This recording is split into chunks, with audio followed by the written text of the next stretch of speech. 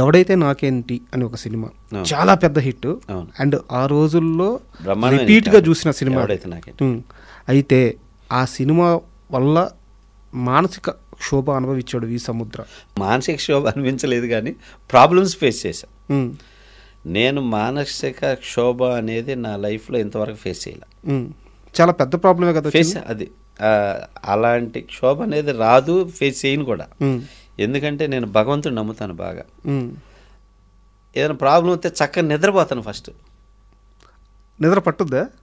మా వాళ్ళు అందరూ అదే అంటారు, మా ఆవిడ నువ్వు ఇంత ప్రాబ్లం పెట్టుకుని ఎట్లా నిద్రపోతున్నావు, నువ్వు నీకు నిద్ర ఎలా వస్తుందని.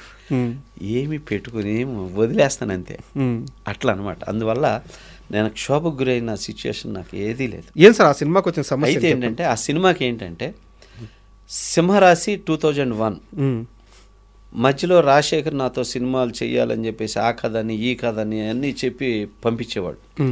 నాకు ఈ కథ నచ్చలా నేను చేయను, ఈ కథ నచ్చలా ఇది చేయను, ఇది నచ్చలా ఇది చేయను అని 5 సంవత్సరాలు 5 సినిమాలు రిజెక్ట్ చేశాను నేనే యాజ్ ఏ డైరెక్టర్గా.